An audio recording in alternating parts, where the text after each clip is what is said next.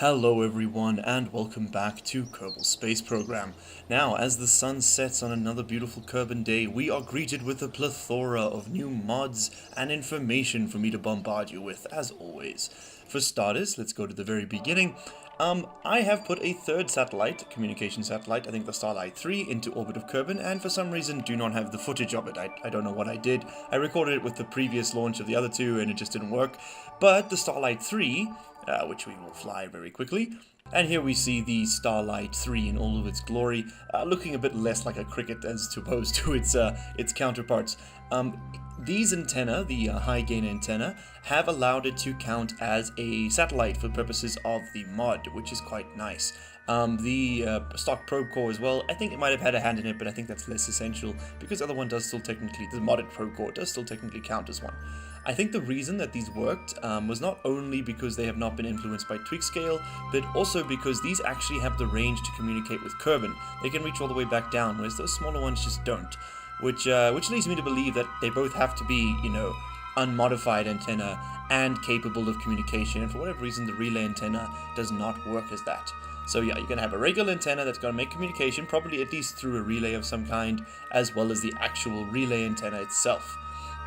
So that's great. So what we're going to do now is just head back, and as you can see I've depleted all of my fuel, every last ounce getting into orbit, so the orbit was not perfect, which means that it has fallen out of resonance. That's right, if I speed this up, these guys do in fact drift quite a lot, and there was me bragging last episode about how amazing my satellite network was. So the solution here, presumably, is to stick another one right over there, and we'll have a 5 satellite network. But that's not pressing at the present. This will suffice for our early space program. It is not pretty, it is not perfect, but it will do. So yeah, we're gonna work with it, we're gonna allow it to happen. Now, with regards to our mod changes, there are not many, but they are quite significant. We have gone and added in some contract mods. That is just mods that provide us with more interesting contracts, as well as a mod to organize our contracts. So now they are, instead of just being sort of handed to you in like a big lump, you receive your contracts within categories. So, exploration contracts, field research is a mod, Kerbal Academy is also a mod. This allows you to perform certain tasks to level up your Kerbals, whereas previously, they would have to go further and further out into the solar system to reach higher levels, which allows them to, do more finite controls with the craft. This just sort of brings it closer to home, which is a lot nicer. For example, there's advanced piloting, so we would take Valentina and reach an equatorial orbit, and then move to an inclined orbit. And that would cost us 75k, but she would receive a level, which is, it kind of works out in the end as long as you don't end up killing her. Then it's sort of part testing, surveys, standard stuff, and then my favorite, tourism. That's right, we can do space tourism just like Elon. Elon, we miss him, we love him.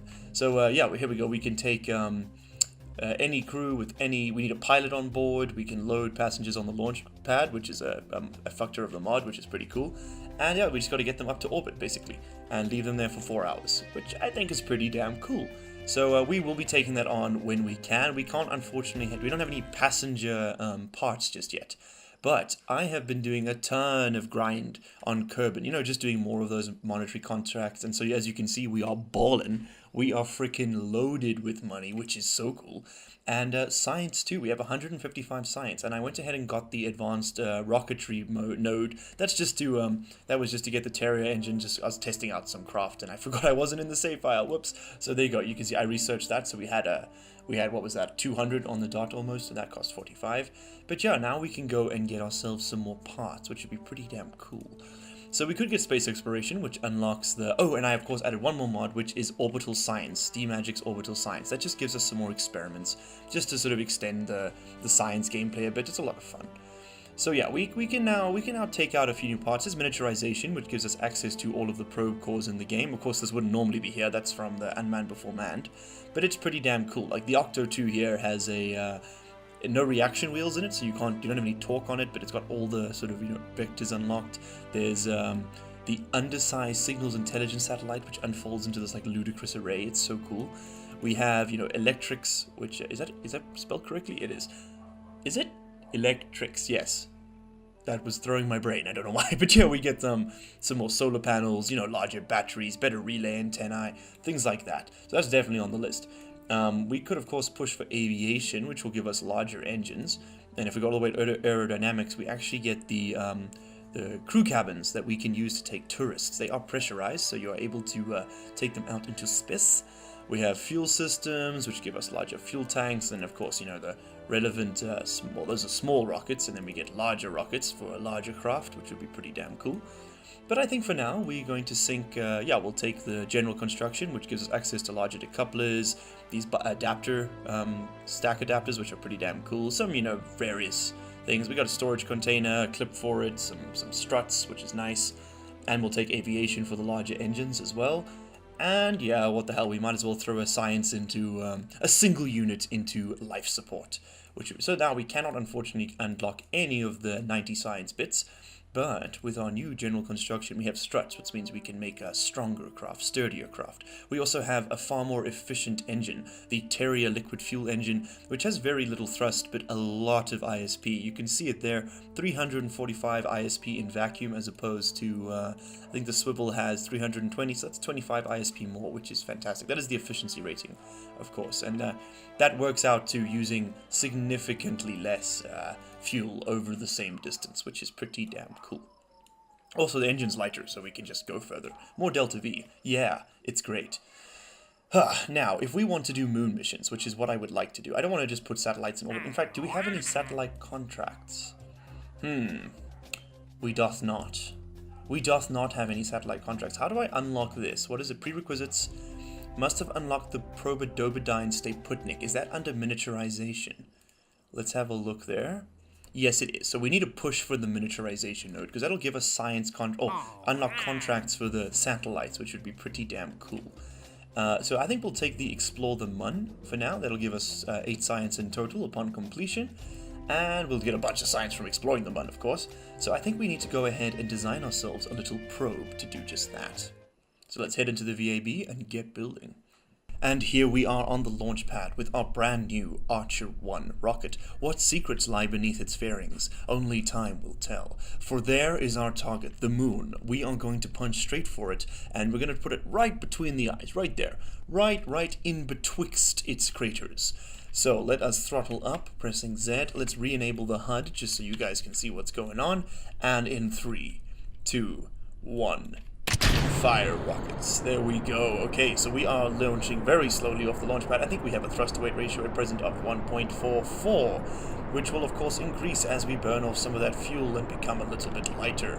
We have a Reliant engine strapped onto the bottom here, not a swivel engine, and that is simply because we have these winglets for atmospheric control, and we do not need a gimbaling engine just yet.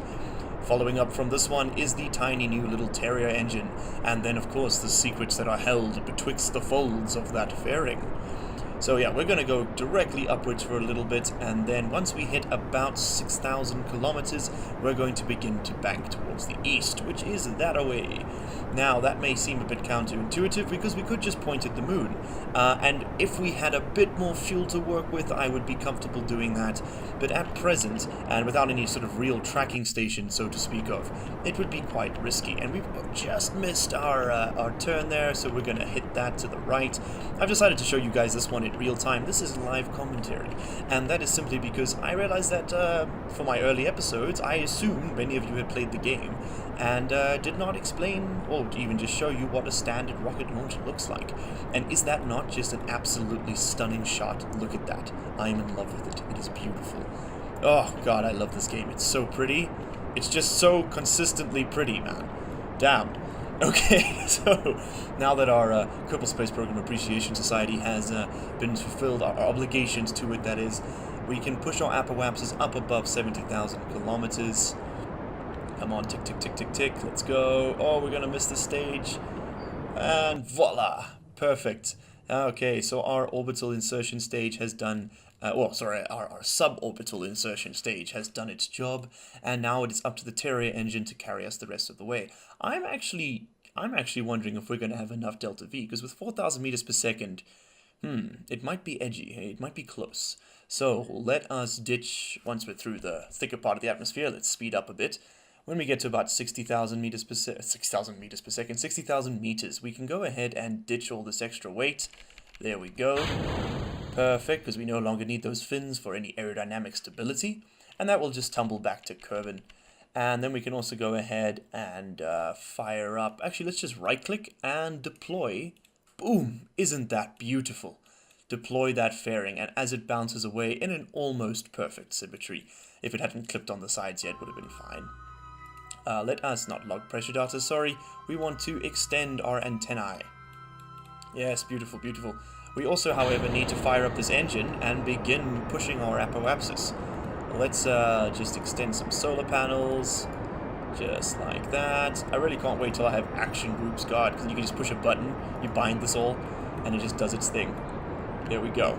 Okay, now let's go back into the map view and see what we're doing. Now we need to stay behind our apoapsis, as I've explained before, and we're going to tilt slightly back upwards towards the above the horizon. That white line there is, of course, your horizon line.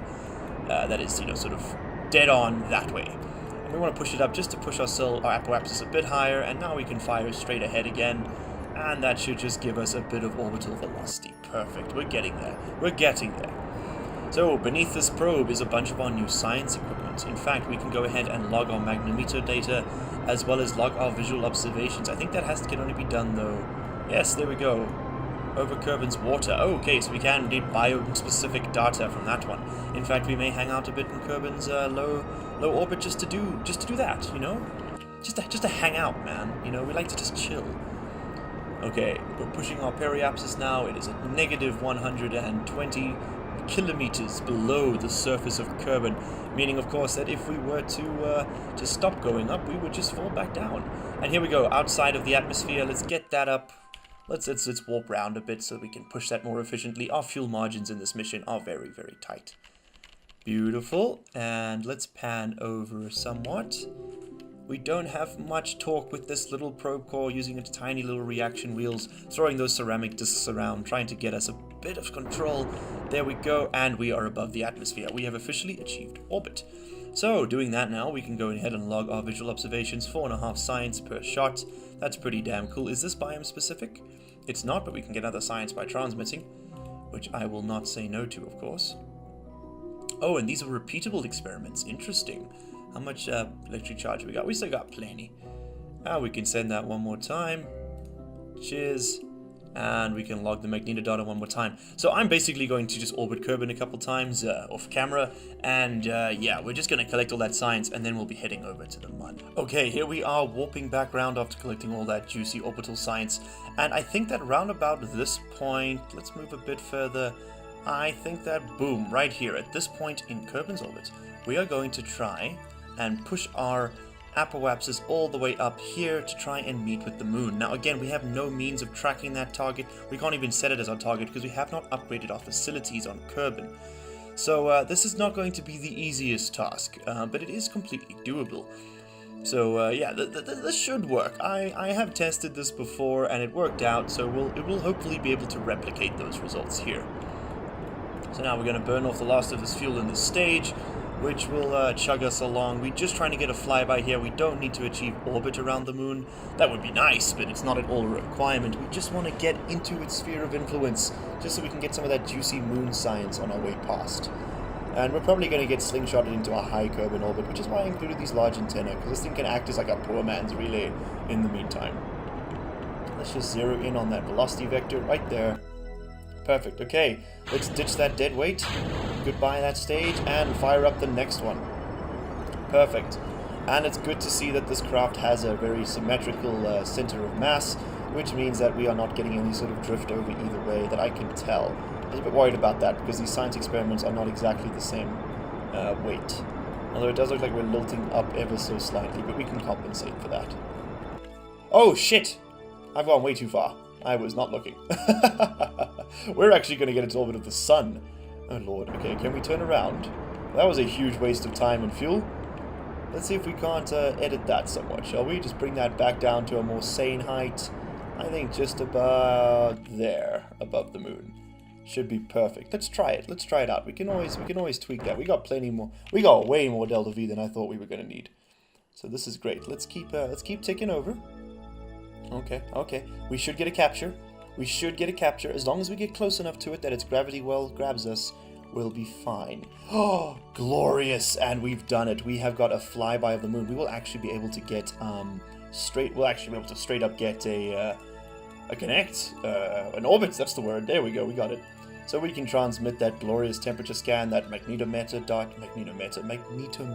data, as well as some pressure data. There we go, from high above the moon. Oh, glorious days. Look at this. There we go. Send in some of that. Can we repeat that observation? Okay, so just high space just gives us a one-time repeat. That's alright, that's alright. So let's do that again. Transmit that excess science. And get every last little strip of scrap. Awesome. Awesome, awesome, awesome. We're going to save this because I want to push our periapsis much closer. So I think we need to fire this way. Yes, we do indeed. I want to bring that periapsis right down near the moon. There's no atmosphere, so 15 kilometers. That's perfect. We're going to get right in there, and hopefully now, we do not get stuck where we lose signal with our satellite being so close. No. Our communications network has done the trick. Okay, perfect. We've zoomed past our goal there a little bit, so we're going to observe that materials bay. Let's also turn this craft around. We're going to transmit everything. We're not bringing this thing back. Let's turn our craft around, right? And fire retrograde to try and get into orbit. Oh, before we lose signal. Come on. Bring those flangs around. Let's just get an elliptical orbit. It's better than nothing. Yes, we are in orbit of the goddamn moon. How cool is that? Yes, we are gods. We are titans of industry. We are kings and queens of Leon. All of the above. Got some money, got some science. Nice. Now we should have had a look if we couldn't have taken on that contract with our other new mod. That is right, an on-the-go mission control, which is pretty damn cool, of course. So, can we do anything with regards to the moon? Not yet, it seems. Sort by target body. Sure. That's all Kerbal. Ugh, lame. Sort by agency. All Kerbal. Okay, so we haven't got any moon contracts yet, and my assumption is because, we haven't really unlocked the parts for it that the game is designed to acknowledge. So, well, before we lose anything, we're going to quickly go ahead and do some more moon science. And then we can take a look at this glorious, glorious planetary body in all of its radiant light. It emits quite a bit, actually, of reflective light, of course, because it bounces light off from the sun, and then, of course, from Kerbal itself, which is pretty damn pretty. So let's just log everything. There we go. Getting that science spam done. And there you go, guys. A live recording of the first probe mission to the moon. That's right. You don't get to see that every day, kids. So best count yourselves lucky. Let's not drop that periapsis too low. In fact, let's warp round. I'd like to stabilize this orbit a little bit, because it is in a pretty shitty spot. And we're actually just going to lift ourselves up here. I want this at about 20 kilometers. That's now 64. It might have been a bit much. Are we still high or are we low over the moon? What's our situation? In space high. Well, let's zoot over this side. If we're in space low at 64, we will stay there. I want to be low in space over the moon. No, we are high. Okay, high as a kite, actually. So let's drop some more of that velocity. Let's bring this down. We can bring that down, sure. Let's bring it down to around about 30 Ks. We'll make it 20, right? 30, gently. Have I lost signal? I'm out of fuel, aren't I? Yeah. Okay, well, we'll ditch that stage. Fire up our backup booster. Perfect. And then just throttle up. Let's just cook off to 30,000 kilometers. Perfect. And let's zoot round. We won't have any signal there, so we're going to have to do a couple orbits. Come on. I want to get that periapsis when we're facing it. Oh, that won't ever happen, will it? We need to adjust our position now. God, it just gets more annoying. Let's just move our periapsis up a bit so we can see it. Oh, 20's fine. You know what? 20's fine.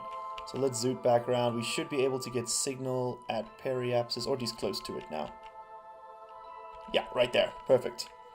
That satellite network is doing wonders. Damn. Despite being all terrible and stuff, yeah, take that, game. Try to beat me, I beat you back. Okay, we can just zoot over, and make it pretty.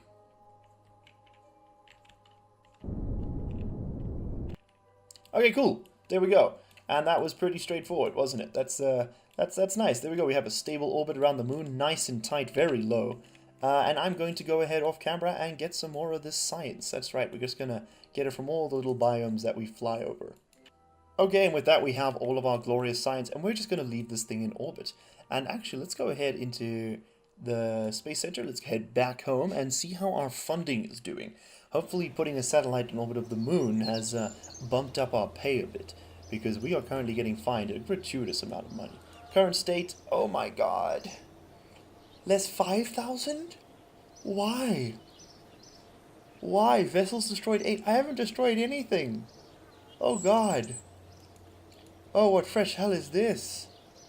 Okay, well, we got one around the moon. That's better than nothing, right? Damn! That's insane! Alright, well, we're just gonna have to push. We're gonna have to get some manned spaceflight up, and I think we'll be doing that in the next episode. Thank you everybody very much for watching. I hope you enjoyed our little rendezvous with the moon. I will see you in the next one.